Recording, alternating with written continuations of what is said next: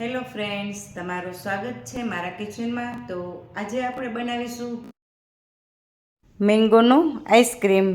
તો આ આઈસ્ક્રીમ બનાવવા માટે મેં અહીં ફૂલ ફેટ 1 લીટર દૂધ લઈ લીધું છે। હવે આ દૂધને હું એક મોટા તપેલામાં ટ્રાન્સફર કરી લઈશ અને એને ઉકાળી લઈશ।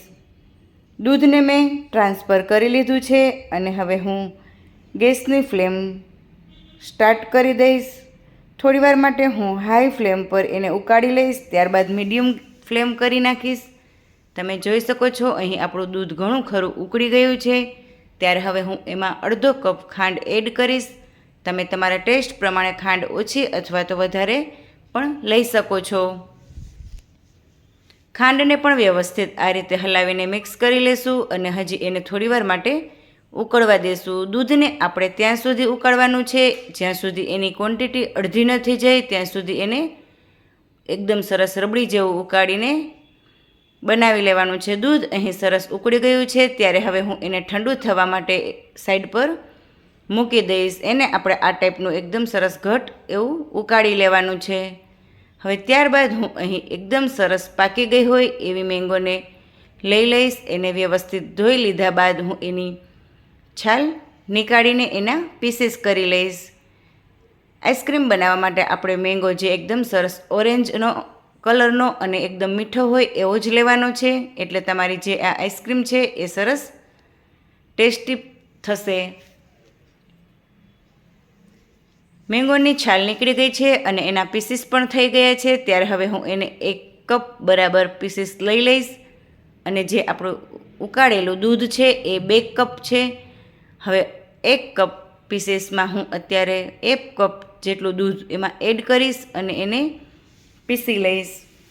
અહીં આપણે આ બધા જ દૂધનો ઉપયોગ કરવાનો છે, પરંતુ એકી સાથે પીસવામાં નથી લેવાનું, એને થોડું થોડું કરીને એડ કરતું જવાનું છે અને પીસી લેવાનું છે। હવે અત્યારે 1 કપ દૂધ એડ કરીને હું એને પીસી લઈશ અને ફરી પાછું ચેક કરી લઈશ। અહીં હજી આપણો આ જે પીસીસ છે એ બરાબર પીસાયા નથી, એને હું ફરી પાછું લીડ બંધ કરીને પીસી લઈશ। હવે થોડું ઘણું અહીં આપણું મિક્સર પીસાઈ ગયું છે, ત્યારે એમાં હું થોડું દૂધ એડ કરીશ અને પીસી લઈશ। હજી અહીં આપણને અંદર મેંગોના પીસીસ દેખાઈ રહ્યા છે, ત્યારે હવે બીજું જે દૂધ બચ્યું છે એને પણ હું એડ કરીશ અને પાછું પીસી લઈશ।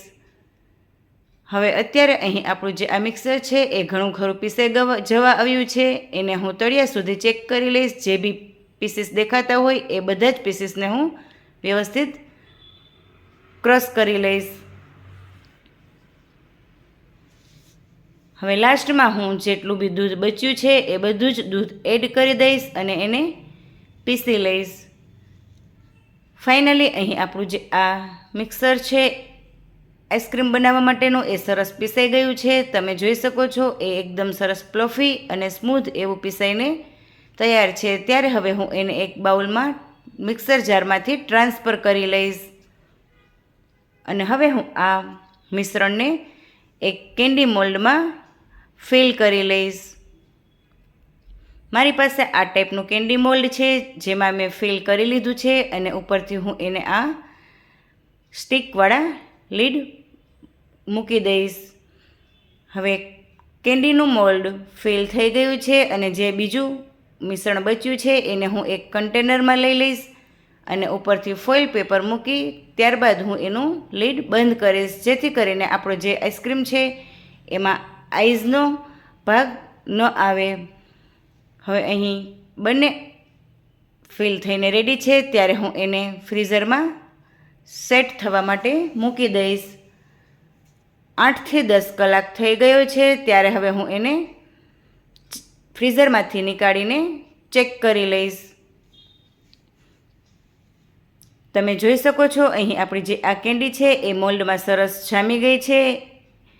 ત્યારે હવે આ જે કન્ટેનરમાં આપણે મિશ્રણ ભર્યું હતું એ પણ સરસ જામી ગયું છે, તમે જોઈ શકો છો।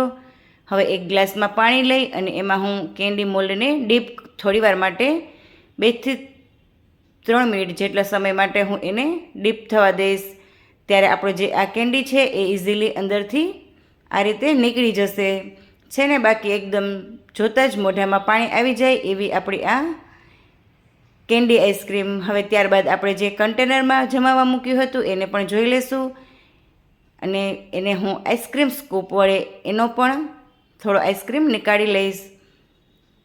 અહીં આપણો જે આ કન્ટેનરવાળો આઈસ્ક્રીમ છે એ પણ સરસ એકદમ જામીને સ્મૂથ એવો બન્યો છે. મેં અત્યારે કન્ટેનરમાંથી પણ આઈસ્ક્રીમ સ્કૂપ નીકાળીને લીધો છે અને એક કેન્ડી સ્ટિક પણ નીકાળી છે. હવે હું અત્યારે એ બંનેને ટેસ્ટ કરી લઈશ. ખાવામાં આપણને કેન્ડી આઈસ્ક્રીમ અને આ જે આપણે કન્ટેનરમાં જમાવ્યું છે એ બંનેમાં કંઈ જ ફરક નથી લાગતો. બંને ખૂબ એકદમ સેમ જ લાગે છે.